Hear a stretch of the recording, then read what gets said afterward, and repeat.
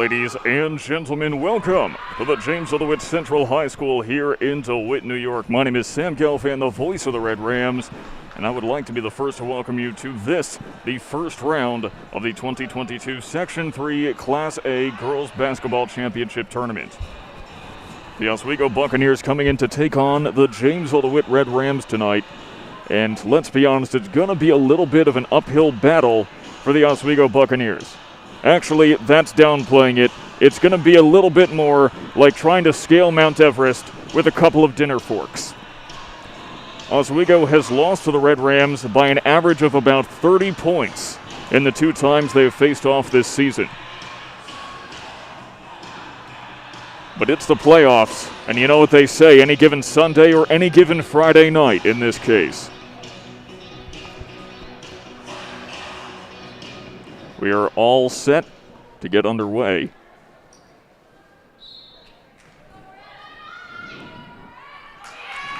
And Anaya Neal gets the tip for the Red Rams. The Red Rams on a two-game winning streak right now as Ava Sandroni to Durkin. Payne, they're already passing it well around the horn. The freshman Sandroni gives it back to Victoria Payne.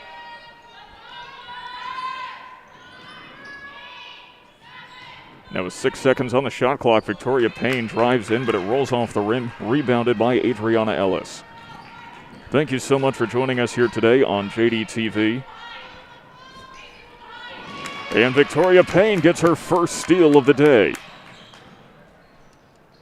Sandroni on the wing. Moves over to Payne, round to Durkin. Payne hits Anaya Neal inside, taken away from McKinney by Adriana Ellis.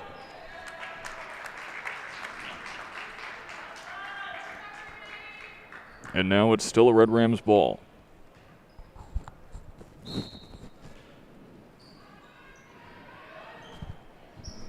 Durkin hits Sandroni and it rattles off the rim.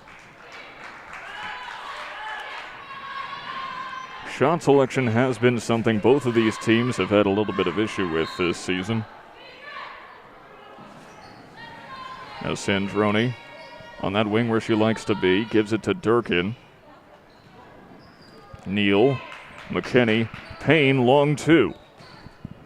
Took a weird little skip, kept in bounds by Maddie McKinney. Durkin, 12 seconds on the shot clock, and the three-pointer is off.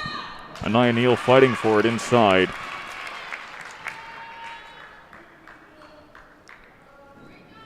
And the first free throws of the day for either team will go to Anaya Neal, who is shooting 65.8 from the stripe this season.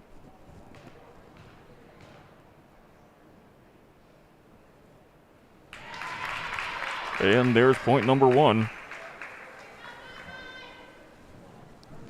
Anaya Neal, just a sophomore. She has impressed so much this season as she hits her second.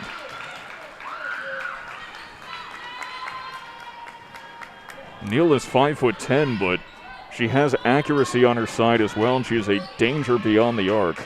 And the future is bright for her. Same with Victoria Payne. On the breakaway, hits the layup. Both of them are sophomores. This Red Rams team so young. 2 freshmen, 2 sophomores, 5 juniors, only 3 seniors on this team. And it is so impressive that they have a makeup like that, mostly underclassmen, and yet they're the 5 seed in this tournament. Perhaps not the most unexpected considering the championship pedigree of the Jamesville-DeWitt girls basketball program. In 2019, JD was the number 2 women's athletics program in New York State. Macy Durkin. Great look. And Durkin has really turned it on in the last couple of games. She was struggling at first as a timeout is called by Oswego. She was actually struggling a little bit earlier in the season, about halfway through, but she's found her groove over the last couple of games. So while we take a look here, why don't we look at how these two teams are doing this season? As you can see, some pretty stark differences. The Red Rams score 10 more points on average than the Bucs do. Buccaneers allow quite a few more as well. However, the Buccaneers are more proficient in three-pointers. Hasn't necessarily worked out for them, as the Red Rams have pretty much kept them from scoring altogether. The Red Rams also make double the number of free throws. And now here we go.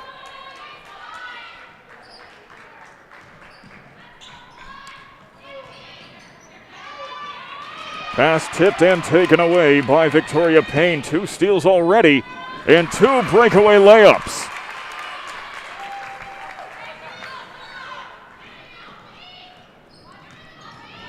The entire JD boys basketball team is here to support their team as well. They will be playing Oswego at 8:15. You're not going to want to miss that. They've been very competitive. A third steal for Victoria Payne.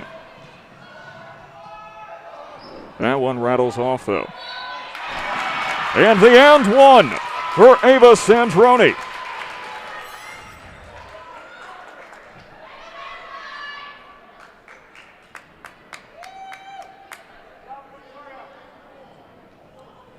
Victoria Payne with 3 steals in quick succession.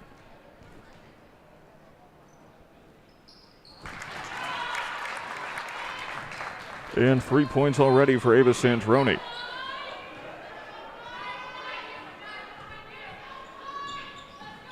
And it is 12-0, less than halfway through the first quarter. And I hate to say, but you can't say this is necessarily unexpected. The Buccaneers have been held to under 20 points 3 times this season. 2 of those times were against Jamesville-DeWitt. The 3rd time was against Fayetteville Manlius. First shot of the day for the Buccaneers by Sophia Babcock was well off target.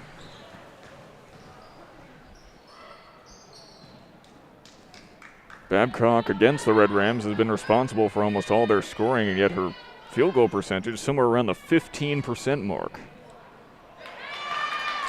And Anaya Neal with a putbacker.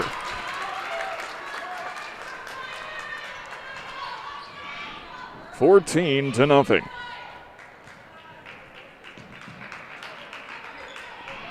Don't forget we have a comment section here at JDTV, and we are looking at it, so feel free to share your thoughts on today's game, and if we like what you say, we might even read it out on the air.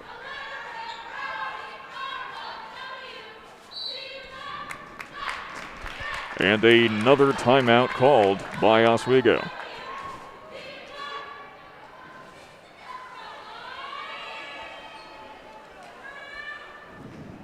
And the Red Rams can be high-fiving after a performance like this. We are only halfway through the first quarter, and the Red Rams lead 14-0. A pretty dominant display. Victoria Payne has been lights out on defense so far. Anaya Neal with 4 points, Ava Sandroni with 3, and 4 for Victoria Payne as well, and 3 for Macy Durkin. So they're spreading the love around so far. They have not been dependent on any one scorer. Then again, neither has Oswego, but that's because they haven't scored yet. Just a little technicality there.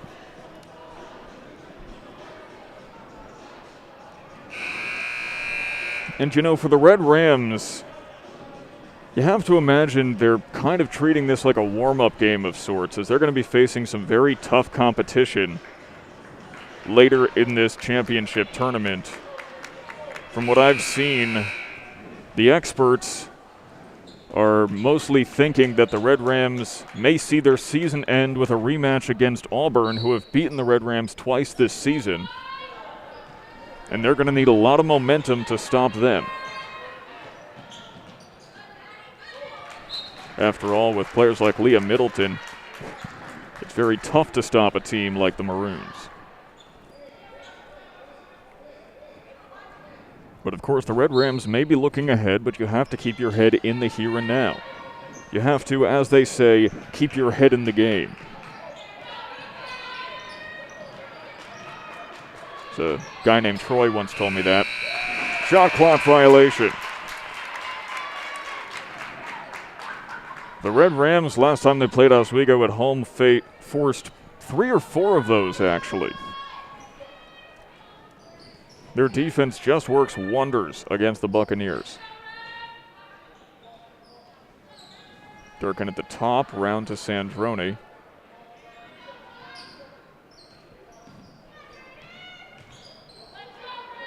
Now keep in mind, for all of these players, I think every single player on this court except for Macy Durkin, whose three-pointer rattles off, this is their first time in playoff competition. Durkin saw a little bit of it back in 2019 as a freshman. But with both of these teams so young and the changing structure of the Section 3 tournament, pretty much everyone you see has not been in a playoff game before. Durkin with a rebound. She averages about 10 of those a game against the Buccaneers. And when you get to the playoffs, usually your entire mindset changes. Because it's one thing to compete for a good record, it's another thing when your season is on the line every single game. Sandroni, feet on the line, that's a 2. But no less impressive.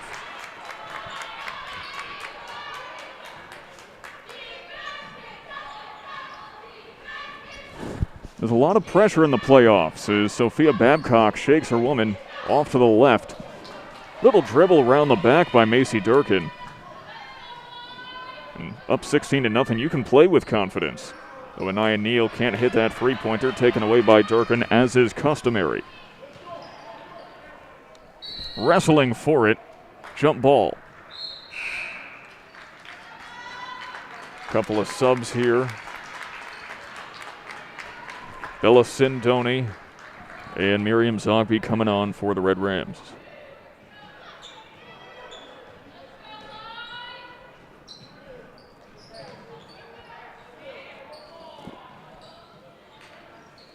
And like I said earlier in this game, any given Sunday or any given Friday, as this day is, that's what makes playoffs so special, when everything is a one-game decider.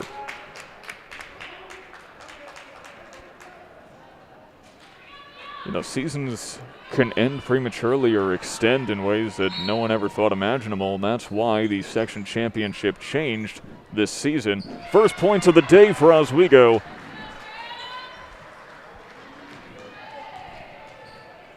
And that's Adriana Ellis.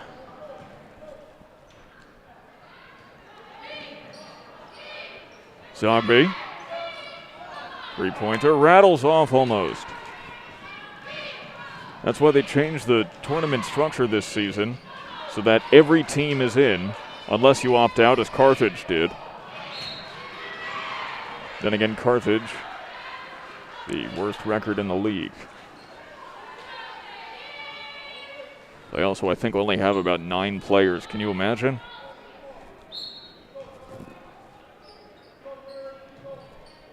Inbounded to Babcock.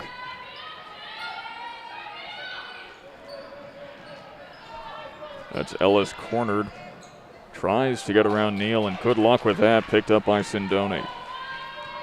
50 seconds left.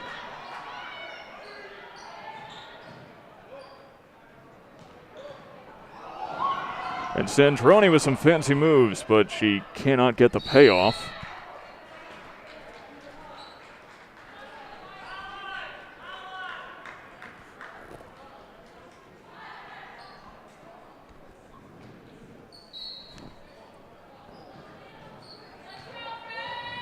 Inbounded to Neal, right up against the basket, makes it count.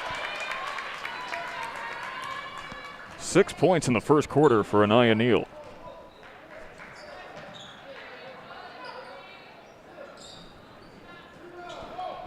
It's Alexandria Woodward who tried to get the shot off. Neal well recovered, out to Sindoni, sheds a blocker, but cannot find the basket. Last shot should go off from Oswego. Unless there's a backcourt violation.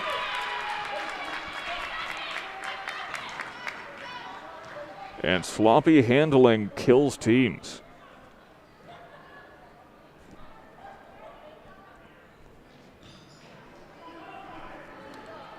Desperation from Zogby and almost hit it. But that is the end of the first quarter. And so let's do some math real quick. 27, 36, 45, 54. So at this rate, the final score is going to be 72-8. If my math is correct, which it may well not be. My nines times tables, oh, it is correct. Okay. Well, that's the pace right now. Of course, that usually changes in a game like this.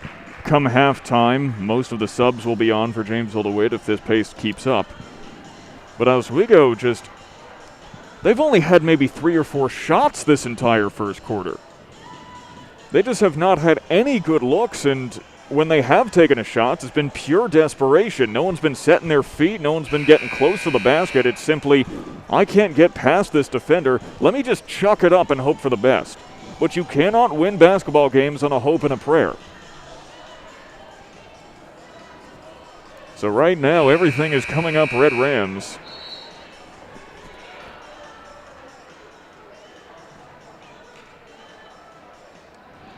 And you know, you always want to hope that there's a chance for both teams. You always want it to be a close contest. But you have to be realistic at some point. I realize that when a game starts 18-2, things might get a little out of hand.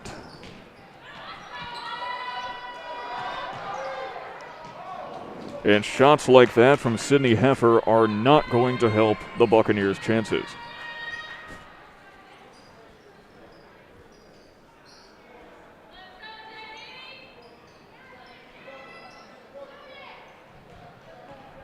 Now Zogby passes over to Payne, back to Zogby.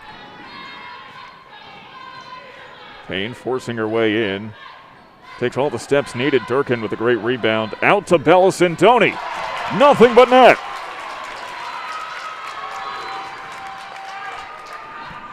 And Sintoni continues to feast from outside the little half circle. Semicircle, that's the word I'm looking for. She's doing better with three-pointers than I am with vocabulary.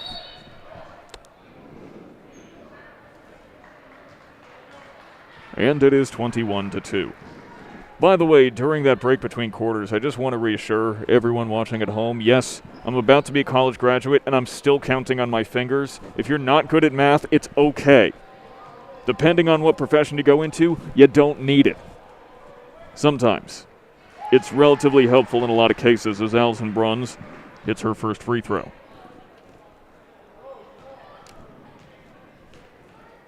I'm a big fan of the calculator myself. Bruns 1 for 2.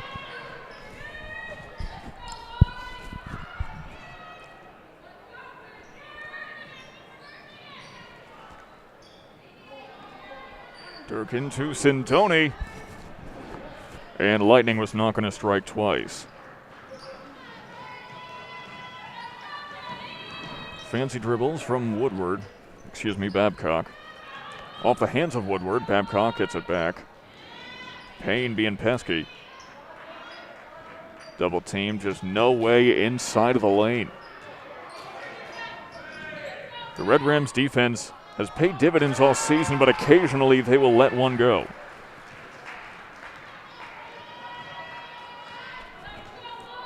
That's Adriana Ellis again.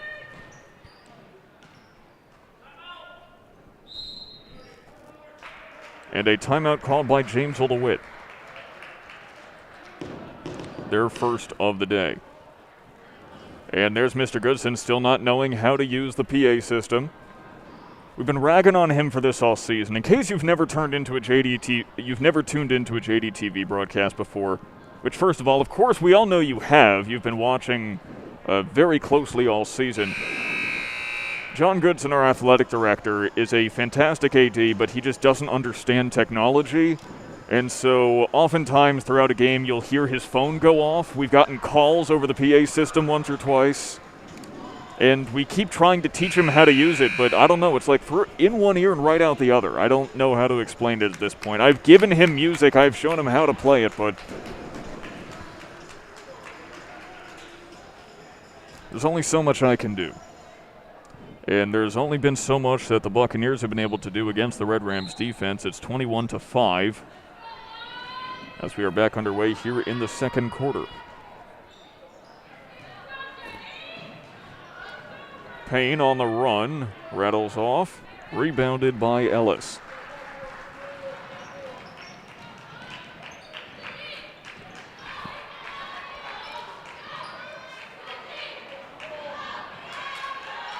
I'm surprised there was no travel called for Sydney Heffer. Probably would have been better if there was, because Victoria Payne with, I believe that's steal number 4.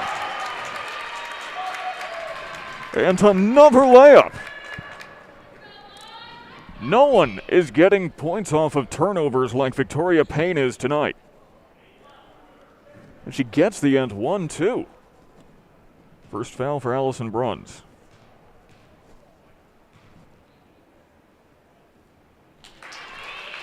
Count it. 7 points for Payne.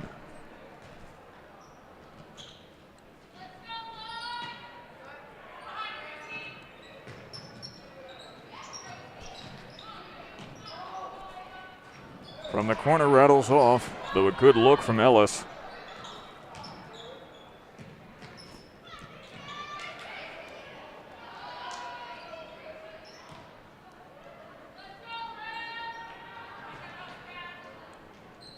It's just a clinic to watch this Red Rams defense at work. They're not the tallest team, with the exception of Anaya Neal, of course, as another steal is taken away, this time by Zogby. They're not the tallest team in the world, but they swarm like a pack of honeybees. That's Grace Hobaika, number 24 there, checking in. That pass goes to no one in particular. And that's why the Red Rams are the 5 seed and not the 1 seed, is because on offense they haven't quite clicked this season. Only at 2 points this season has anyone on JD averaged 10 points per game. Right now, Anaya Neal, and then earlier in the season, Ava Sandroni. But they've been able to keep the scores so low that those offensive shortcomings haven't really bothered them. Of course, that may come back to bite them in this sectional tournament.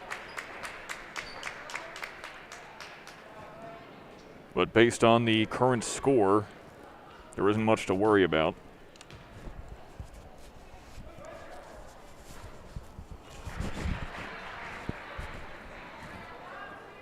First free throw made by Ellis.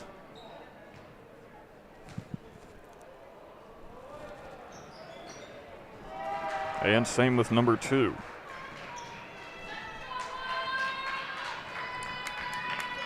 Now, normally we would be expecting Sophia Babcock to have most of the scoring for Oswego. She has 12.7 points per game on the season, but she has not put up one yet. But Anaya Neal has put up plenty. That's number 8.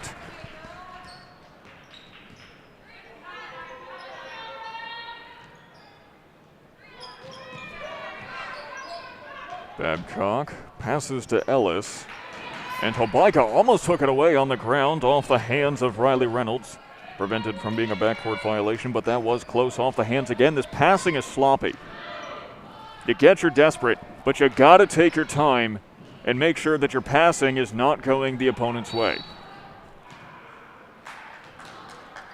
And a timeout called in desperation by the Buccaneers. And they've already used 3 of their 6 timeouts.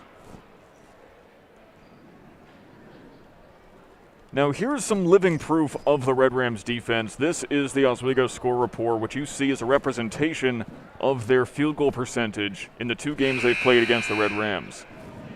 And all of this gray is where they have not made a single shot.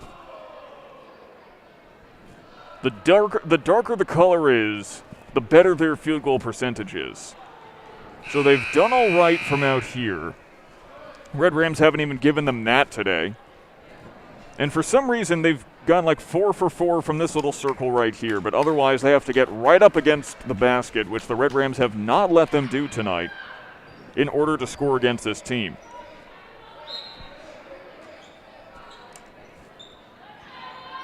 And so with that in mind, it's a little understandable why they've been struggling so far tonight. Ellis for 3. And the Bucks pass the 10-point threshold as Ellis is having a real nice night. That's 9 points so far. That's right, 9 of the 10 points for Oswego coming off the hands of Adriana Ellis. And you know, the last thing the Bucks want to do is be held to under 20 points again. This is the 3rd time they've played the Red Rams. And to be held under 20 points 3 times by the Red Rams, that's a significant amount of egg onto the face. But once again, the Bucks have been held under 20 points 3 times this season, twice by the Red Rams. Payne misses her first.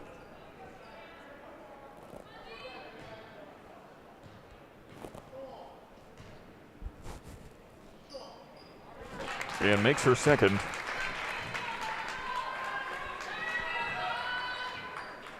She is 2 for 3 from the stripe tonight and up to 8 points.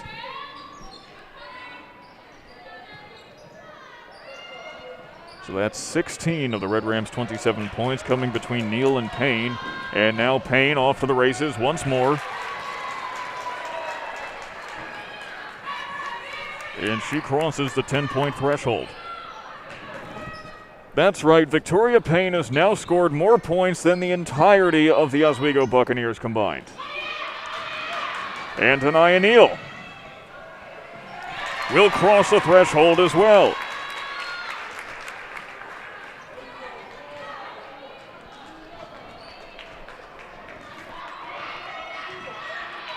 These turnovers are absolutely killer.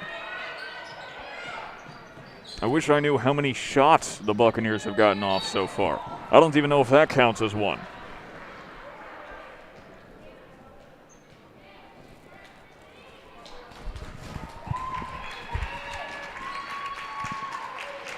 But to call this Red Rams defense ferocious is an understatement. It's kind of like going out camping in the woods. You wake up in your sleeping bag, and there is a grizzly bear snarling directly over you, a little bit of saliva dripping down onto your forehead.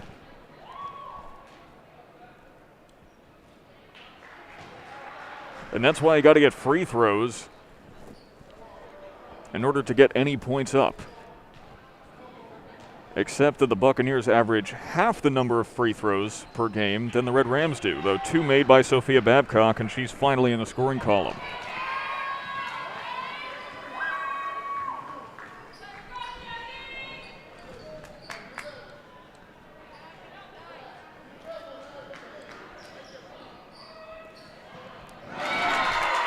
And a high-arcing three-pointer.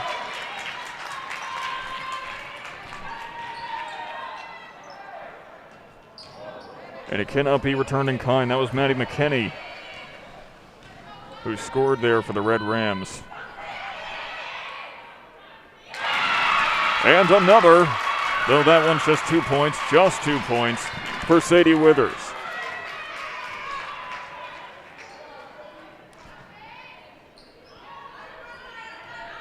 Red Rams got to watch their footing. That's 2 twos. That could have been 3 so far. Anaya Neal coming out of nowhere. Heifer's not beating her. And she is only defeated by herself. Off the foot, and that's a Red Ram ball.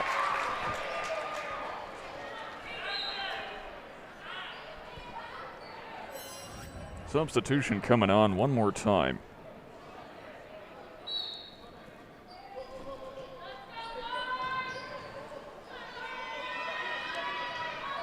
Withers, Payne, Neal.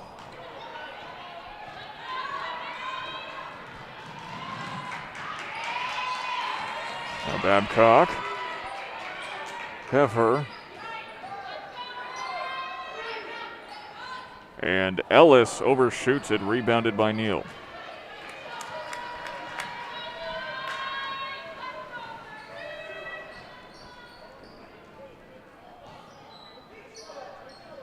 Baker. Now Durkin calling a play, 15 seconds left. And almost one for Paige Baker. Though a little bit undercooked, 6 seconds. Babcock, desperation. Durkin rebounds it. That's it.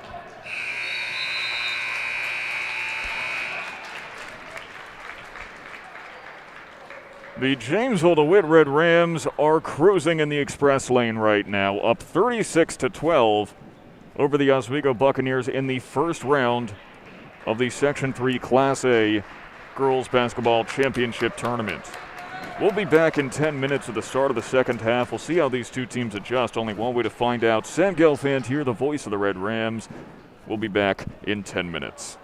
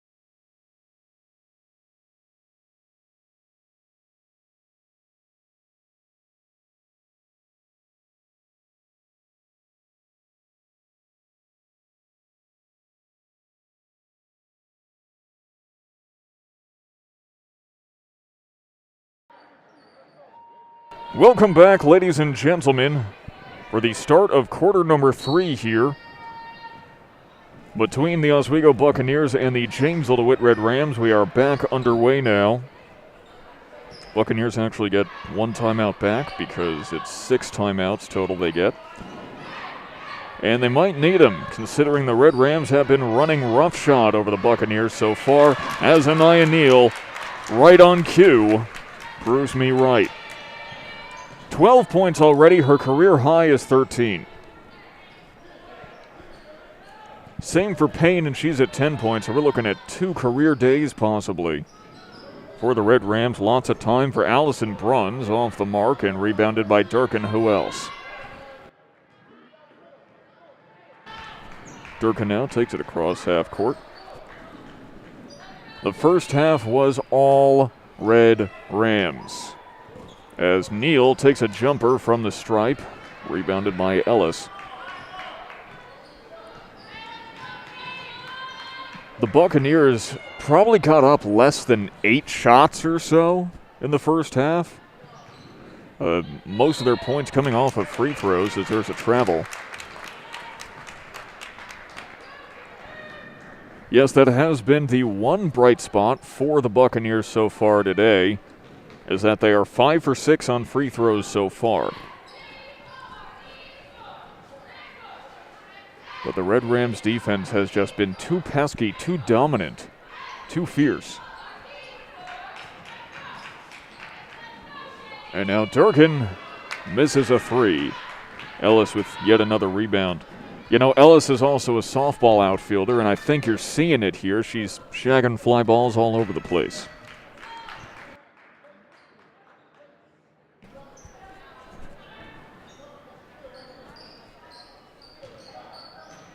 And once again, Ellis just unable to do anything here. 6 seconds on the shot clock, and they're not even going to get to use them. Durkin takes it away. Sandroni sets her feet from the wing. That's a hard shot to make. And she doesn't.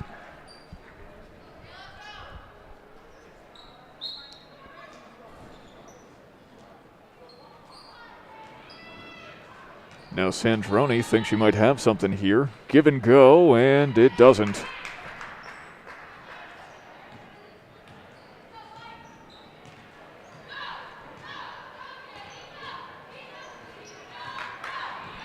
Don't forget to sound off in the comments section as Anaya Neal comes out of absolutely nowhere and gets another steal. We're checking the comments section, so feel free to share with us what you're thinking of tonight's game. If you like what you say, might even read it out on the air. And a drive-by layup for Ava Sandroni.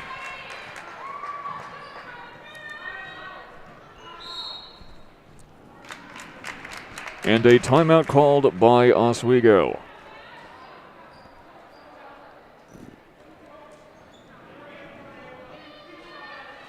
Now keep in mind that the winner of this contest will move on to the quarterfinals. We've got the boys game coming up at 8:15 as well, so don't miss that. But the winner of the boys contest will play either Whitesboro or Camden on the 22nd, whereas the winner of this game will play either Whitesboro or Fulton. Red Rams have done well against Fulton this season, although on the boys' side, Fulton actually just took the number 2 seed away from the Red Rams. However, the boys are your SCAC Empire Conference champions. So they got that going for them, which is nice. And the higher seed will be the home team and host the game for these quarterfinals. So if the boys win, that game on the 22nd will be here at JD. If the girls win, it will... Well, if Fulton wins, it'll be at Fulton, but if Whitesboro wins, it'll be here as well. But to be honest, a 13 seed against a 4 seed, not looking promising for Whitesboro. Wonder if the score is at all similar to what we're seeing right here.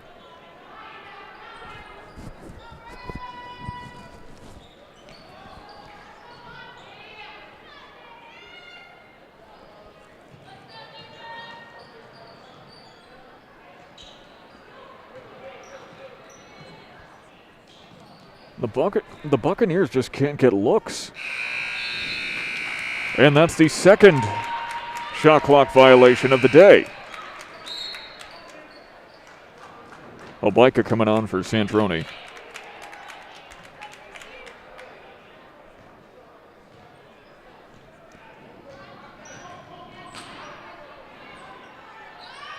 It's like the Buccaneers are they're passing it around and they cannot even get the ball to someone else without there being a hand in their face.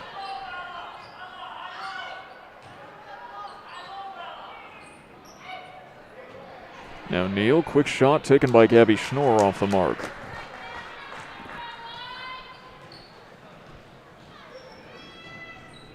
I mean, if you were a coach watching this and your team, even if they're not struggling with defense, even if they're okay at defense, even if they're good at defense, show them this one. Because this is a clinic being put on by the Red Rams right now.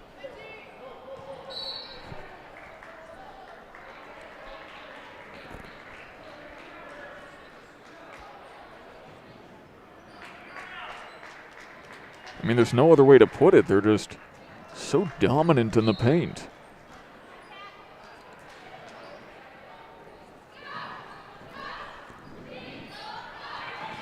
If only their offense was this good, they'd be the number 1 seed for sure. Three-pointer off the mark for Sophia Babcock. And now Grace Obika takes it across. DeForest and Sindoni can't do anything.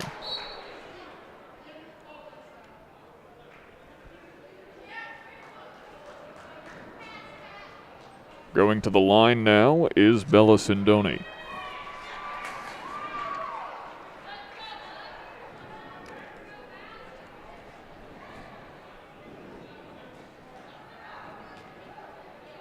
And it looks like the Oswego boys team is arriving now. Sindoni rattles off.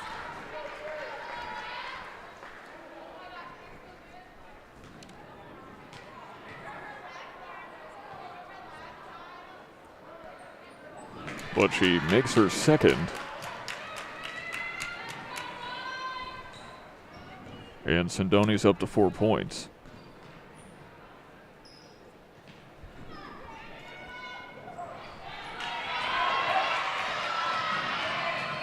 Yet another turnover for the Buccaneers. And 2 points for Gabby Schnorr.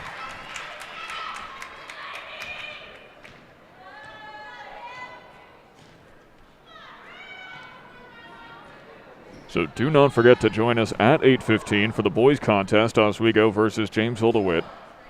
Rebound taken away by Kat DeForest. And Obika will take it across. Yep, that's right. We're halfway through the third quarter, and the second string is already on the court. Obika decides against the shot. Inside to Sindoni. Second time is the charm. 45-12.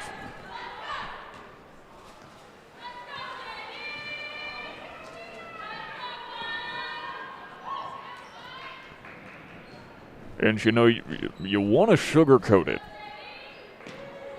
You want to say something like, yes, the Buccaneers can still come back in this one, and this game hasn't been so far apart really in some obscure statistical category that isn't coming to mind, but there really is not sugarcoating a performance where that's the third shot clock violation of the game.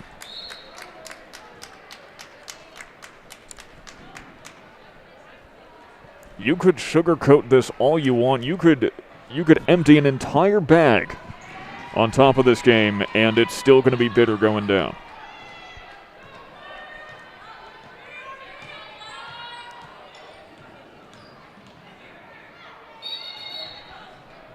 And a travel.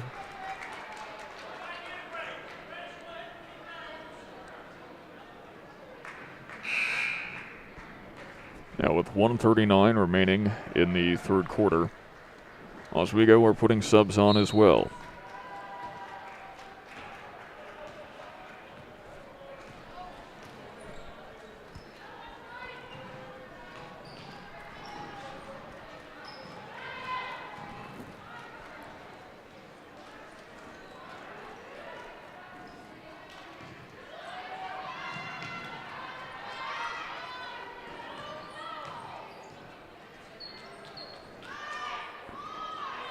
3 seconds. We will not see shot clock violation number 4. Gotten off just in time, but rebounded by Cat DeForest.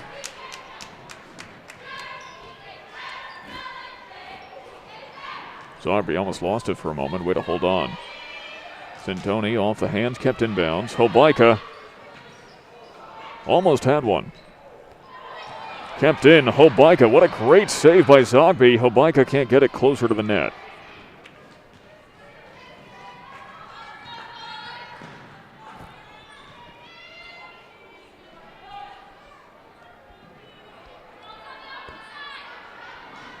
.30 seconds left in the third quarter.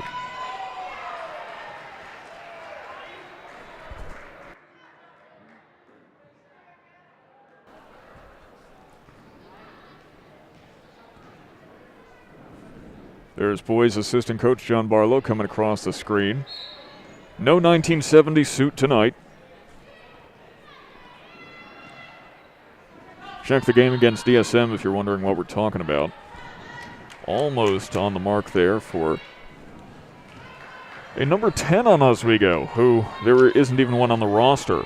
There is no number 10 on Oswego's roster. That's how deep they're going to the bench.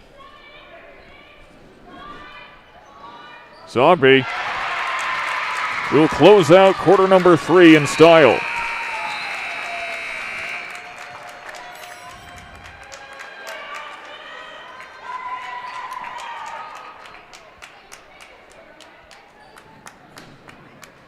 And right now, the Red Rams are up 48-12. The Buccaneers are in danger.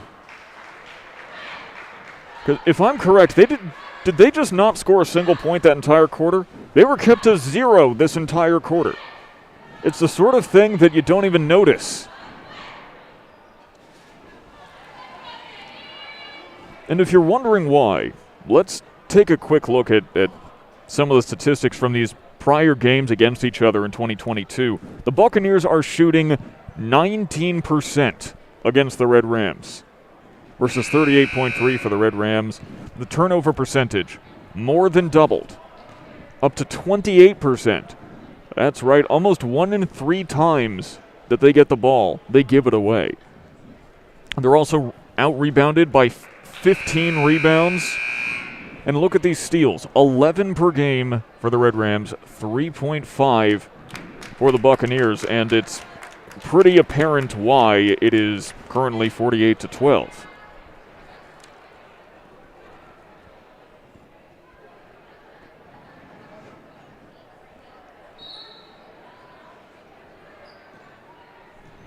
And quarter number 4 has arrived. Apologize for the couple of black screens there. Our setup is used to having the 2-camera setup, but there's only 2 of us today, so we don't have the manpower to do it. So just got to switch it back to the correct camera. 5 seconds on the clock. And Withers wisely lets it go out of bounds.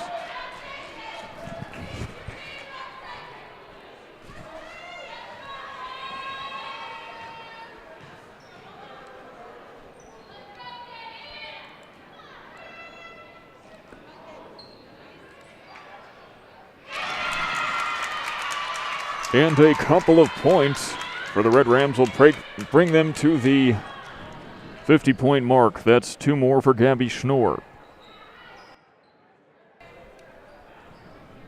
You know, I was just thinking about the word blowout. You can't do the 5, 4, 3, 2, 1 chant with 16 seconds left on the shot clock. That's just not going to work, guys. It works when it hits 8 seconds, not at 16. We need to have like a chanting boot camp for these Red Rams fans, preferably coached by someone from England. You got to give it to them. If you've ever watched British soccer, most creative chants in all of sports.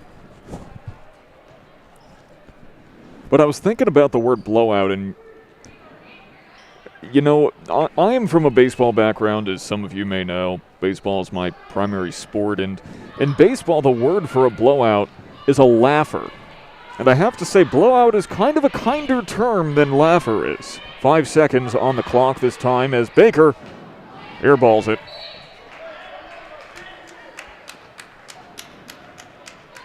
There is no running clock, by the way. Though this may be a good time to consider it. Although, even in the playoffs, you don't want to go for one.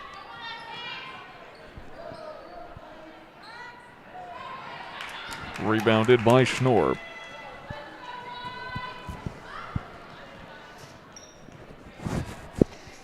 If you have a kinder word for a blowout, please use it in the comments. Let us know, and then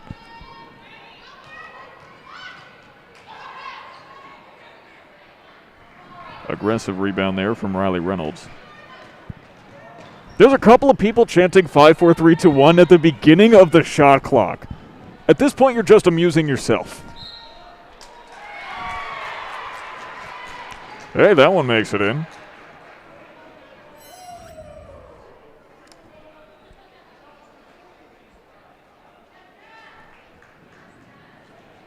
That's Adriana Ellis, who has 11 of the 14 points for Oswego today.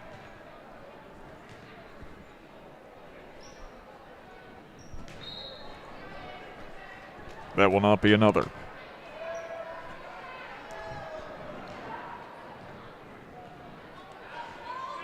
Also, at the risk of sounding stupid, can someone just clarify something for me in the comments real quick? Is it Oswego or Oswego? And there's 2 more for Capta Forest. Because I've been saying Oswego this entire time, but I think some people say Oswego, and really I'm not sure. It is Oswego, not Oz. I'm being corrected by our cameraman Mike Meskos. Okay, so I have been stupid for the past, 2 years? I'm not from here, okay? I'm from the South. I'm an immigrant from Florida.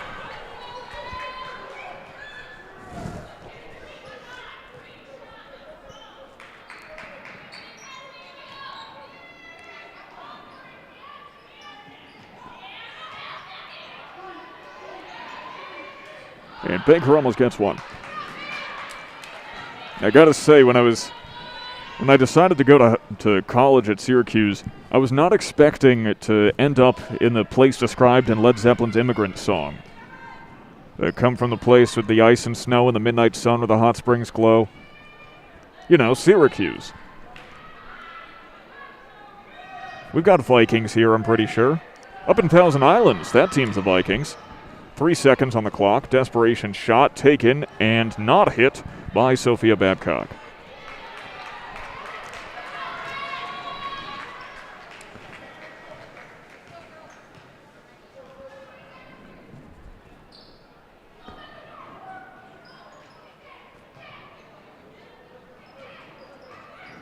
But you know, it is one of the things I actually do enjoy about doing this with JD is all the little things I get to learn about the towns around here, and you learn not just more about the geography, but about the varying lifestyles of people in different parts of the country and even different parts of the state. I mean, we just did volleyball sectionals a weekend or so ago. One of the teams which won, actually, was Louville, as Cat DeForest is now up to a career-high 3 points. And Louville, which I did not know until I did the research, is home to where most of the cream cheese is made in the United States. They have the largest cream cheese factory in the country. And in Louville actually hosts an annual cream cheese festival. That's taken away by Hobeika, gotten back by the Bucks. They host an annual cream cheese festival, and in 2013 they set the Guinness World Record for the world's largest cheesecake. Until in 2017, the record was taken away by a town in Russia. Now, I'm not saying we should start the next Cold War over cheesecake, but we have to beat them at this. We cannot let the Russians take away our good American cheesecake. And I made a personal plea to all the Louville fans in the comments, and there were plenty of them. There was, I swear, the town has like 2,000 people, and I think half of them were there for that game. As there's a three-pointer for Sadie Withers. I think half of the town was in the comments, including the Church of Louville, which is very interesting. So, we had to be on our best behavior. But I made a personal plea to them. Please, get that record back. Save face for this great United States of America. USA, USA, USA. I really want cheesecake now. If anyone can bring me a cheesecake, please let me know in the comments.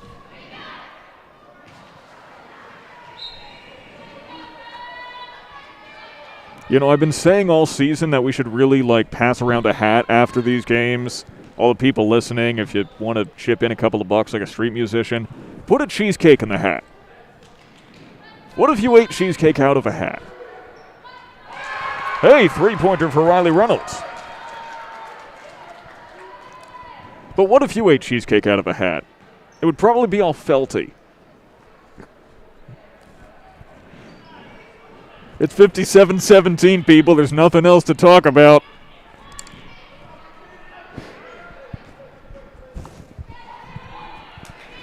Rebounded by Reynolds. Reynolds has been on a bit of a slide, actually. She was averaging 5 points per game, but she's only scored 3 points in the last 4 games total, until now, where she adds another 3.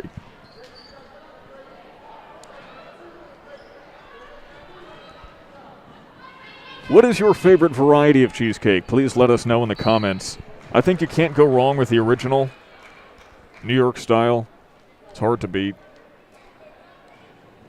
But I know some people prefer the chocolate swirl varieties, and some people prefer key lime pie. But is that really cheesecake? It's not, no. But I'm from Florida. Key, as in Key West, is where that's from. So a lot of key lime pie fans where I'm from.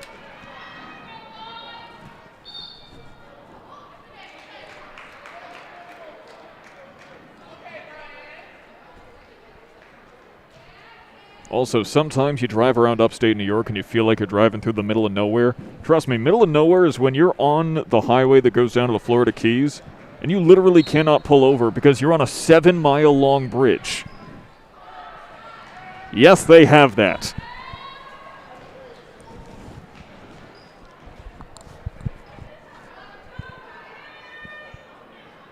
And yes, it's called 7 Mile Bridge. Lots of creativity. That was a hard thump. But Sadie Withers is okay, and she draws the foul from it.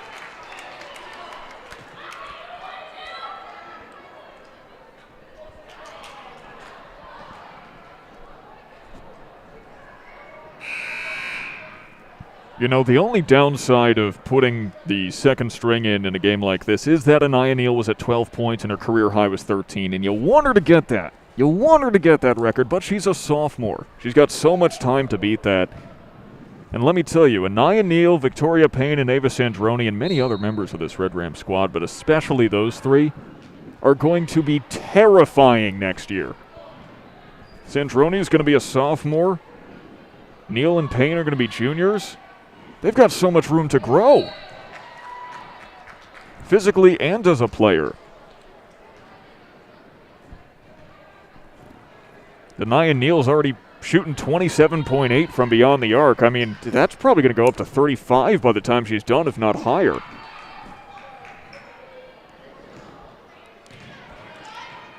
And I don't want to make any presumptions well before it's time to do so.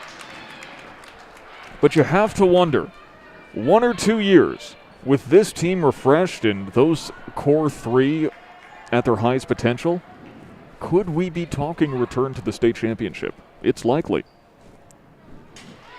As Habaika hits one. Don't forget the Red Rams won the state championship 3 years in a row, 2016, 2017, 2018. Then they were regional champions in 2019, almost won it again.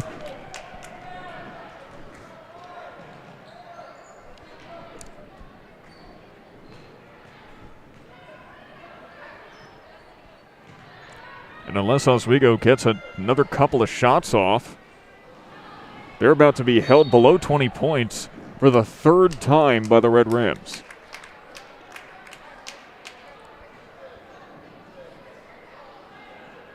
As the Red Rams currently lead by 42.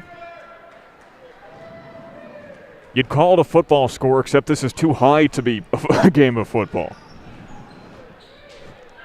And with 3 seconds left, that's all she wrote.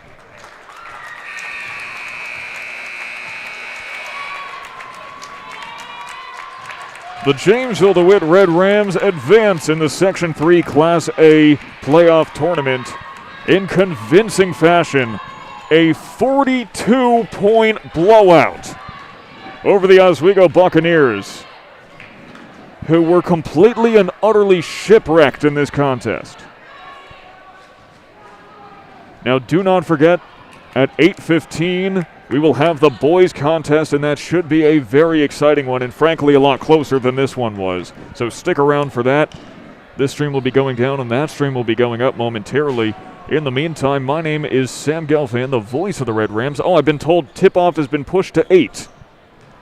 So join us at 8 p.m., not 8:15, to see the boys. In the meantime, my name is Sam Gelfand, the voice of the Red Rams. On behalf of all of us here at JDTV and Section 3 Athletics, have a very good night wherever you may be.